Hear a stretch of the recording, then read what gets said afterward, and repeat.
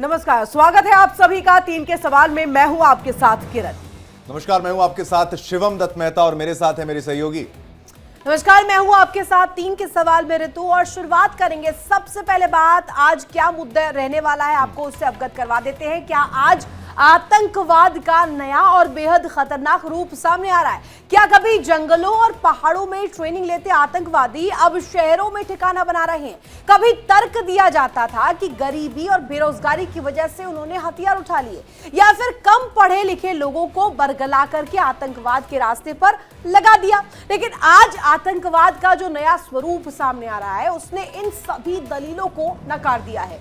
ये सवाल यूं ही नहीं उठ रहा है। साल 2020 की बात कर लेते हैं, जहां दिल्ली में हुए दंगों के मामले में सुप्रीम कोर्ट सुनवाई की गई और ऐसे में सुप्रीम सुनवाई के दौरान इसे दिल्ली पुलिस ने सोची समझी साजिश करार दिया। और ऐसे में अब क्योंकि इससे तार जुड़ते जा रहे हैं। बिल्कुल, और पुलिस की ओर से उमर खालिद, शर्जील इमाम समेत दूसरे आरोपियों की जमानत याचिकाओं का विरोध किया गया। दिल्ली पुलिस की ओर से पेश हुए वकील ने कहा कि आजकल एक ट्रेंड शुरू हो गया है कि डॉक्टर, इंजीनियर अपना प्रोफेशन अपनाने की बजाय देश विरोधी कामों में लगे हुए हैं।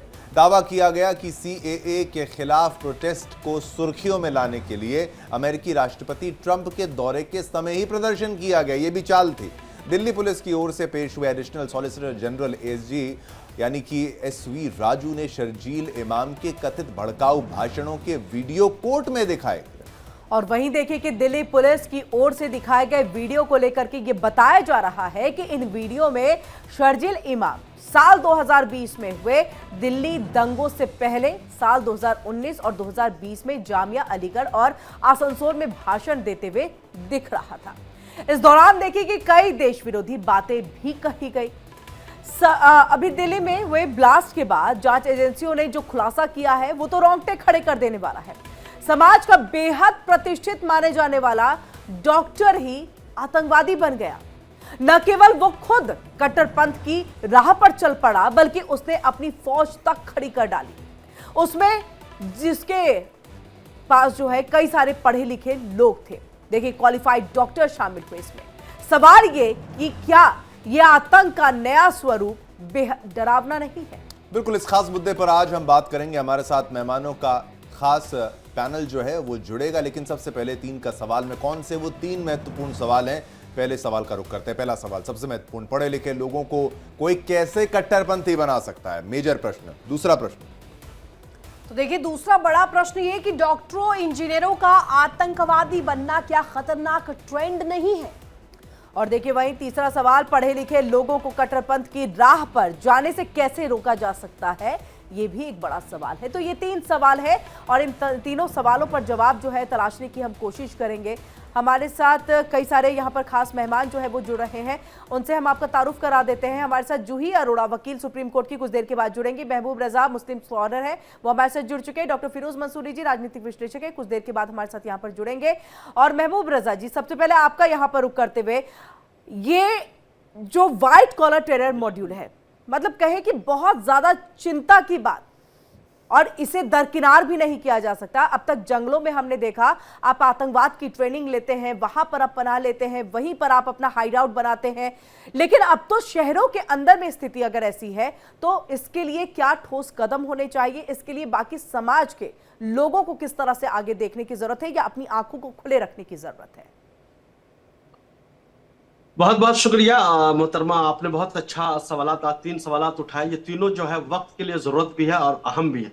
मुल्क के लिए भी जरूरी है, हम सब के लिए भी अहम है कि डॉक्टर, इंजीनियर अगर इस किस्म के पेशे में, मतलब समझिए कि जिस पेशे को नोबल पेशा बोलते हैं और उस पर लोग यकीन करते हैं, एतमाद करते हैं। डॉक्टर का काम होता है मरीजों की जान बचाना, और वही डॉक्टर और लोगों की जान लेने पर आमादा हो जाए तो हम भरोसा किस पर करेंगे, किस लोगों पर यकीन करेंगे, करना मुश्किल हो जाता है। जिस तरीके से कुछ तत्व दिल्ली ब्लास्ट को लेकर के आए कि जो केमिकल बनाया जा रहा था, जहर आलूद, उसको खाने में पेवस्त किया जाता या कहां कहां डाला जाता, उससे कितने लोग मारे जाते, नहीं मारे जाते, ये बहुत ही समझिए खतरनाक चीज देश के लिए हो रहा था।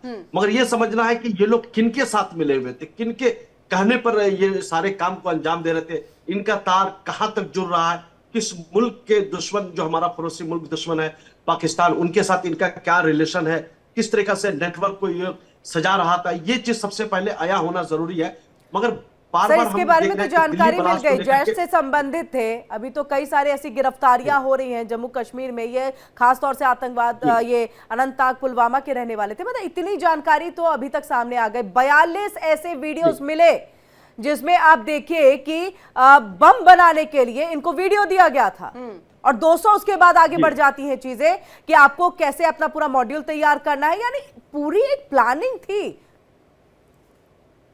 देखिए, दुश्मन अनासुर या दहशतगर्द ममालिक हो या दहशतगर्द लोग हो, जितना भी हमारे मुल्क के खिलाफ साजिशें रच ले, मगर हमारी जो इंटेलिजेंस की टीम है, जो हमारे बॉर्डर के आर्मी फौजी हमारे हैं, हमारे जवान है, या होम मंत्रालय का डिपार्टमेंट है, या रॉ का डिपार्टमेंट है, ये सारे लोग जो है समझिए कि दुश्मन ममालिक को जेर करने के लिए, दहशतगर्दों के निपटने के लिए हमेशा से तैयार रहते हैं।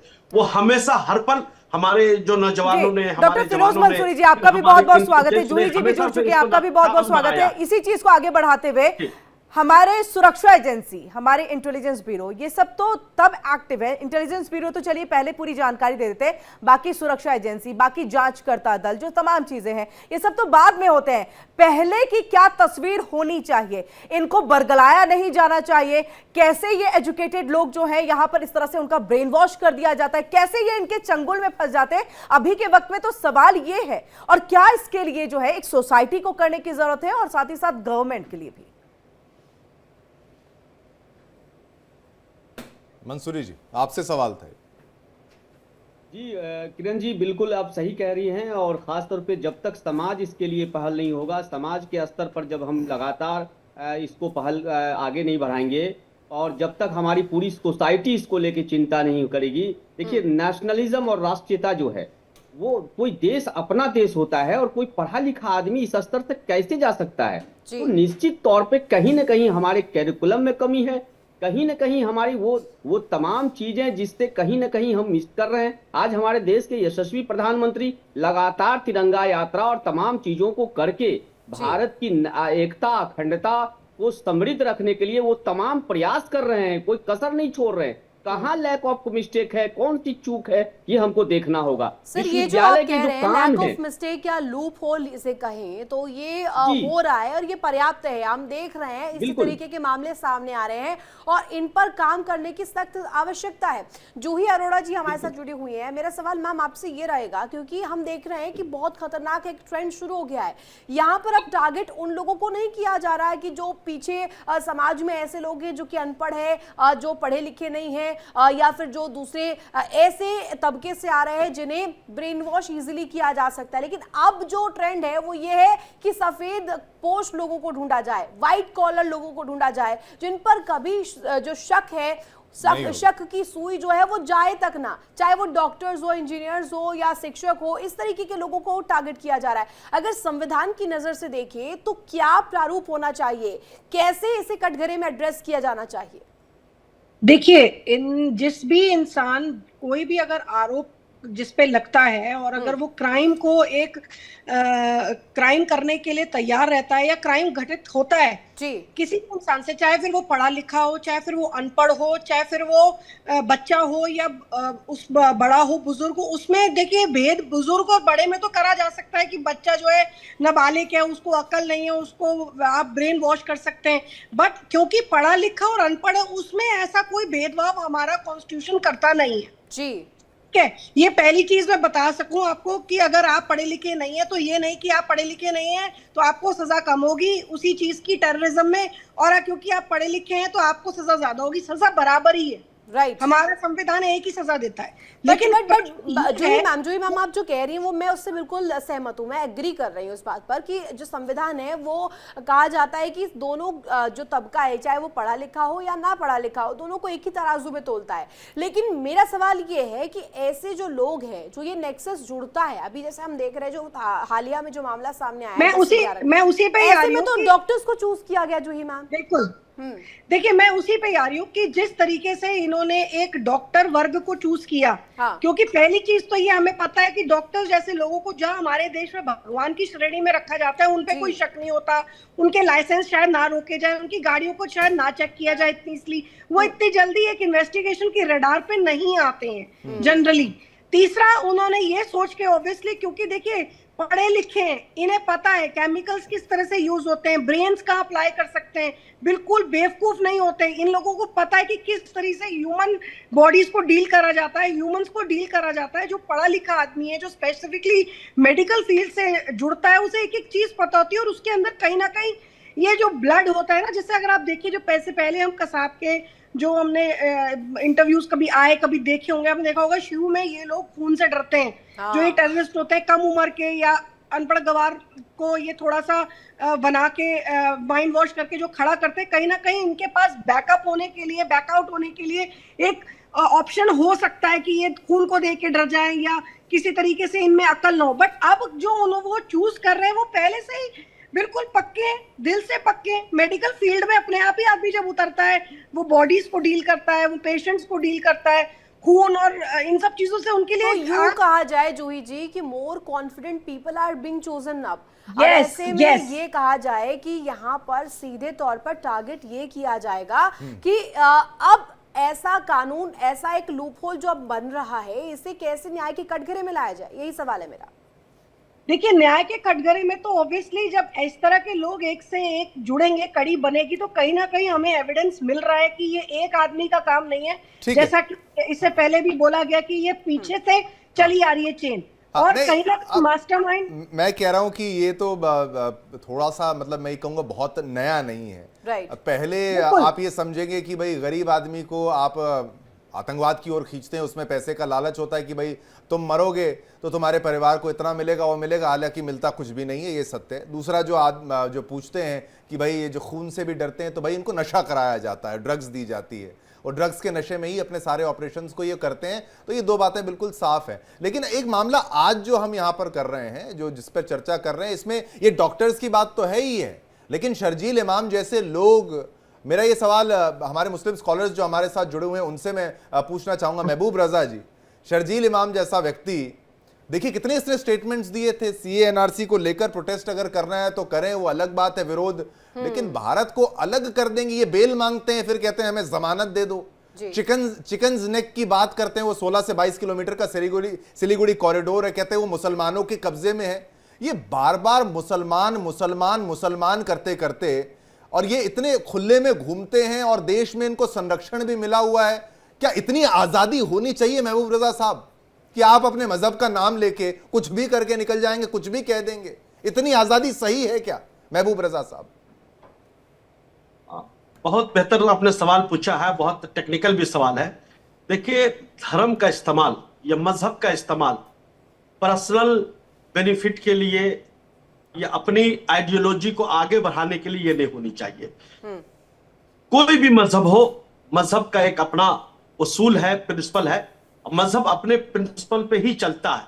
मगर ज्यादातर लोग मजहब के नाम पर दहशतगर्दी भी करते हैं, करवाते भी है, ये भी सच्चाई है, हम इससे डिनाई नहीं कर सकते।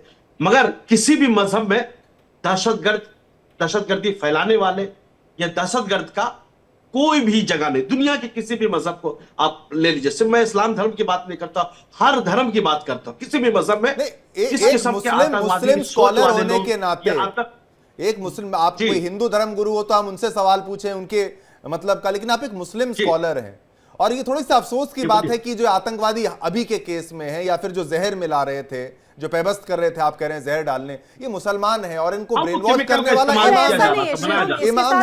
ऐड ऑन करना चाहूंगी महबूब रजा जी, आप जो बात यहाँ रख रहे हैं, इसमें अगर मैं कहूँ ये पहला मामला नहीं है, ये पहला अगर कोई केस होता तो समझने वाली बात होती, लेकिन आप उठाकर देख लीजिए, बीते अगर मैं 10 कोई बड़े मामलों को भी गिनूंगी ना, उसमें जाकर के कोई नाम मुसलमान का ही सामने आ जाएगा। नहीं तो भाई, ये एक जो फिरोज मंसूरी साहब ने कहा कि भाई करिकुलम में दिक्कत है या कुछ है, मोदी जी ये कर रहे हैं वो कर रहे हैं, हर कोई प्रयास कर रहा है। हमारा तो करिकुलम मैं तो समझता हूं अच्छा है कि भाई सभी की पूजा की जाती है, मालिक तेरे बंदे हम, ये तो प्रार्थनाएं हमारे स्कूल्स में बहुत प्रेम सिखाया जाता है। हाँ। लेकिन ये जो मजहब वाला एंगल आता है तो इसमें कौन जवाब दे देगा? अब इमाम अगर पोस्टर लगाएगा तो आप भी कंपेयर कर लीजिए ना, कभी पंडित को देखा है आपने ऐसा करते हुए? तो कौन जवाब दे देगा साहब? अगर मुसलमान ही आवाज उठाने से डरेगा तो आवाज कौन उठाएगा? फिर हिंदू उठाएगा तो कुछ लोग कहेंगे नहीं हमारे साथ भेदभाव हो रहा है, धर्मनिरपेक्षता की बात आ जाएगी सामने कि सेक्युलरिज्म वाला थॉट क्यों? मतलब आपको नहीं लगता कि भाई अगर कुर्बान होने की बात आए तो इस देशभक्ति के लिए इस मामले में कुर्बान हुआ जाए कि भाई नहीं, ये हमारे धर्म के नहीं, मजहब के नहीं, इन्हें निकाल बाहर फेंको। ये बहादुरी भी चाहिए होगी महबूब साहब। पहले आपसे मेरा इसका रिएक्शन चाहिए। बिल्कुल आपने सही सवाल पूछा है और मैं इनका आपको जरूर जवाब दूंगा। देखिए, जहां तक और भी इस्लाम का मामला है, कुछ भी मामला दहशतगर्द का, ये सारी चीजें हैं, ये दोनों अलग अलग चीजें, आप एकदम जहन नशी कर लीजिए। आज दहशतगर्दी जो टेररिज्म जो है ना, वो एक बिजनेस बन चुका है। हाँ। ये इंटरनेशनल बिजनेस है। इसमें फंड का बहुत बड़ा सहयोग होता है। पैसे के जरिए किसी को मोबाइलाइज तो कर सकते, किसी को फंड दे कौन रहा है? महबूब जी आपने एक बहुत भाई, हमारे दुश्मन ममालिक देश है, पाकिस्तान दे रहा होगा, और कौन दे रहा होगा? पर यहाँ पर ऐसा तो नहीं है ना, ऐसा तो नहीं है महबूब जी, ऐसा तो नहीं जी। है कि फंड वहां से मिल रहा है कि कोई वहां से सपने में बता दे आकर के कि आपको फंड दे रहे हैं या इस तरीके की बात। भारत में भी होगा ना कोई ना कोई रहनुमा, कोई ना कोई हिमायती तो होगा ना। भारत में भी उन मुसलमानों का हिमायती कोई होगा। इनके आपकी बात को मैं समझ गया, पैसे की बात को भी मैं समझ गया। महबूब जी एक बात देखिए, कल को कोई आपके सामने आए बोले कि भाई ये लो, ये 50 करोड़ लो और जाके इसको कर दो कुछ, या धमाका वहां कर दो, या हम तीनों के पास आए या पैनल में बैठे सभी सम्मानित। देखिए अच्छा बुरा सारे दुनिया में सब कुछ है, लेकिन चुनाव करना बहुत जरूरी है। शिवम जी, इसी पर सवाल मंसूरी जी से मैं लेना चाहूंगी। मंसूरी जी, एक चीज मुझे बताइएगा कि धर्म की आड़ में ये जो समाज में जहर घोला जा रहा है, जाकर के जब एक मुसलमान से सवाल किया जाता है या फिर इस तरीके की जो आतंकवादी घटनाएं सामने आती हैं, इनमें जब एक मुसलमान का नाम सामने आता है और अगर एक हिंदू उठाता है इसको लेकर के आवाज, तो ये कहा जाता है कि ये दबाने की कोशिश हो रही है, उस तबके को दबाने की कोशिश हो रही है, या एक तरह से उन्हें टारगेट करने की कोशिश हो रही है। सर, ये तो नहीं चलेगा ना सर। अगर है न्याय की कटघरे में उन्हें भी लाया जाएगा, चाहे वो मुसलमान हो या हिंदू हो। देखिए रितु जी, सबसे पहले तो ये देखना चाहिए कि ये बेहद संवेदनशील मामला है और भारत के नागरिक हैं, कोई ना हिंदू है ना कोई मुसलमान है, ना सिख है ना ईसाई है। एक भारत के नागरिक का अगर कोई लॉ एंड ब्रीच होता है, अगर आतंकी घटना होता है, हम किसी उसको धर्म के चश्मे से नहीं देख सकते हैं। दूसरी बात मैं कह रहा हूं कि सर, यही तो दिक्कत है, देखा जा रहा है आतंक। जी आतंक नहीं देखा जा रहा, गलत देखा जा रहा है ना, गलत देखा जा रहा है। डॉक्टर फिरोज मंसूरी साहब, मैं आपको बोलूं शिवम जी, हाँ जी, मेरा एक बात, आप बहुत अच्छे व्यक्ति हैं, आप बहुत सम्मानित व्यक्ति हैं, मैं आपकी भावना समझता हूं। शिवम जी, मैं लेकिन मेरा एक पॉइंट, आप जो मजहब से नहीं देख रहे, क्लियर कर दूंगा। इनकी टारगेट पे मंदिर थे, इनके टारगेट पर हिंदू भी थे। मैं कहता हूं मुसलमान तो साथ में मरेंगे ही मरेंगे जब ये धमाके करेंगे, लेकिन इनका निशाना, इनका जो प्लान था D6, वो बाबरी का बदला लेना चाहते हैं। अभी भी बाबरी पर अटके हुए हैं कुछ लोग। ये सवाल केवल बाबरी ही नहीं शिवम, इसमें झांगुर कनेक्शन भी आ जाता है, इसमें एक धर्म जो कहा जाए धर्म परिवर्तन का एंगल भी आ जाता है। जी, भारत एक विकसित राष्ट्र की तरफ चला गया है। जब APJ अब्दुल कलाम साहब ने 2020 में विकसित राष्ट्र की बात की और अब 43 में जा रहा है, पूरी दुनिया हमारे देश से, हमारे डेवलपमेंट से चिढ़ होता है। खास करके हमारा पड़ोसी राष्ट्र हमसे चिढ़ता है, हमारे डेवलपमेंट से चिढ़ता है। वो चाहता है कि किसी तरह जो है ये आपस में रस्साकसी करके आपस में एक दूसरे को जो है खूनीरीजी कर दे। लेकिन ये इस देश के 140 करोड़ जनता का आप शुक्रिया अदा करना चाहिए कि कभी भी पड़ोसी राष्ट्र के उस झांसे में हमारा देश नहीं आया। और आज के डेट में हमारे देश में एक ऐसी सरकार है जिस पे हम भरोसा कर सकते हैं। इस देश के गृह मंत्री पे हम भरोसा कर सकते हैं, जो उनकी पूरी टेक्निक पर हम भरोसा कर सकते हैं, अपने देश के प्राइम मिनिस्टर पे भरोसा कर सकते हैं। लेकिन ये चाहते थे दंगा कराना, देखना चाहिए। दूसरी बात शिवम जी, दूसरी बात रही बात नेशनल इंटीग्रिटी की, अगर किसी एक धर्म एक मजहब की बात है तो ये आप देखिएगा कि इंडिया गेट पर अगर सबसे ज्यादा किसी के फांसी पर और शहादत देने का नाम आया तो उसी कम्युनिटी, उसी धर्म के लोगों का आया है। इसलिए वो कोई जो डॉक्टर मंसूरी जी, ये तो आप पुराने इतिहास पे चले गए, इतिहास में जाइए, प्रेजेंट में आइए। नहीं मंसूरी जी सुन लिया बहुत चीज, नहीं देखिए बहुत चीजें आपने कही है, आपको सुना। मैंने कहा इतिहास में मत जाइए, बहुत से हिंदुओं ने भी शहादत दी है, बहुत सारे लोगों ने शहादत दी है। देश को आजाद करने में किसी एक का नहीं हाथ रहा, सबका हाथ रहा। एक मिनट मेरी बात सुनिए। अब ये बताइए 370 हटा करके एक मुख्य धारा में तो जोड़ने की कोशिश की गई थी ना, जिस सरकार पे आप भरोसे की बात कर रहे हैं, लेकिन आज के वक्त में उस मतलब अनंतनाग और पुलवामा में रहने वाले लोगों का ब्रेन वॉश हो रहा है, मतलब आप इतने हल्के में इसको लेकर के सिर्फ चल रहे हैं, ये कहां तक जायज है? हमारे परिवार के लोगों को मारा गया तो जम्मू कश्मीर के तमाम लोग सड़क पर उतरे, बूढ़े बच्चे जवान ऑपरेशन सिंदूर में आपने नहीं, देखा है हमारी- मंसूरी जी, इस चीज मंसूरी को भी जी, ध्यान दीजिए ना मंसूरी जी, कि अभी भी उसको लेकर के एक टेरर मॉड्यूल जो है वो तैयार हो रहा है।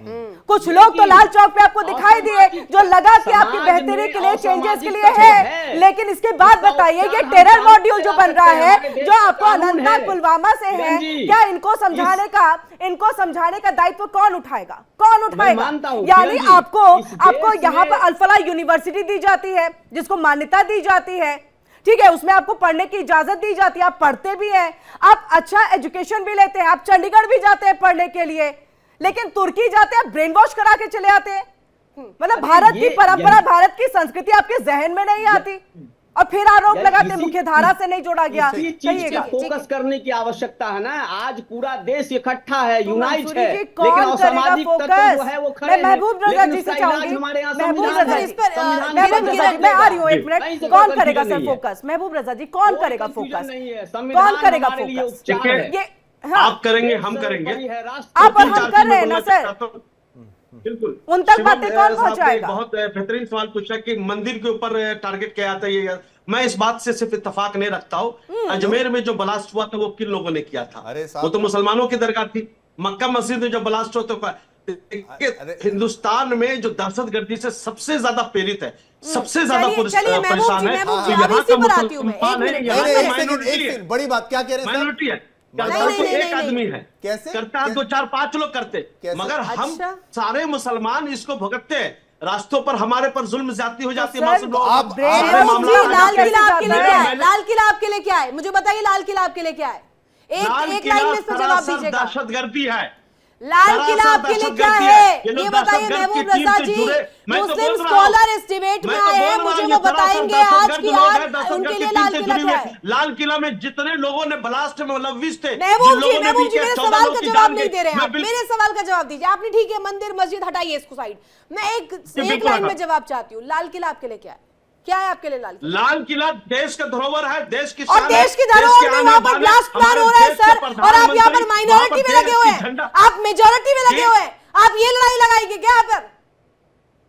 मैं न माइनॉरिटी की आपके बात कर रहा हूं, लिए न लाल मैं किला majority क्या की है, बात करता हूं। महबूब मैं रजा? देश के हर वो नागरिक की बात कर रहा। सवाल शिवम जी ने पूछा था कि मंदिरों में होता था, बस उसका मैंने दूसरे जवाब आपको दे पर्सपेक्टिव पे दिया। सोचिए दहशतगर्द महबूब का रजा, कोई मजहब नहीं होता। महबूब दहशतगर्द रजा का आप टारगेट सोचिएगा। होता हिंदुस्तान। देश की धरोहर है लाल किला, दहशतगर्द का टारगेट वहां होता पर ब्लास्ट हिंदुस्तान को प्लान नुकसान होगा तो पहुंचाना, सवाल होगा, चाहे माइनॉरिटी हो या मेजॉरिटी हो। यहाँ के नागरिक में नफरत फैलाना, यहाँ के नागरिक में हैट्रिक पैदा करना होता, ये होता कमाल दहशतगर्द की का बात है मोटो। महबूब ये रजा, मजहब के कमाल। नाम पर आपसे एक जुल्म जवाब पूछा मेरे टारगेट सहयोगी पूरे शिवम ने, देश में नफरत यहाँ पर फैलाना उन्होंने होता है। पूछा कि मंदिरों को टारगेट किया गया, आपको इतनी मिर्ची लग गई, आप लाल किले को भी लेकर के भूल गए मिर्ची की चीजें। बिल्कुल बात नहीं है, दरगाह। ये बिल्कुल एक मिर्ची का प्रश्न- कोई मामला नहीं ना। है। फिर- मैं सिर्फ नहीं। सच्चाई को मैंने उजागर किया कि दहशतगर्द जो हमला करते हैं वो दोनों जगह करते हैं। मस्जिद के ऊपर भी हमला करते हैं, मंदिर कौन के सी- ऊपर भी कौन हमला सी करते मस्जिद पे हैं, हमला मुसलमानों हुआ? के ऊपर कौन भी सी? हमला नहीं, करते हैं, बताइए, हिंदुओं के ऊपर बताइए। भी हमला करते हैं, एक सिख के सेकंड। ऊपर भी हमला अच्छा, करते हैं, अच्छा। ईसाई के ऊपर हमला महबूब करते हैं। जी, ये महबूब दहशतगर्द का कोई मजहब नहीं होता। मैं आपको ये इनका बताऊं। टारगेट है हिंदुस्तान, हिंदुस्तान के अवाम, हिंदुस्तान आइए। की जनता, हिंदुस्तान के मासूम लोग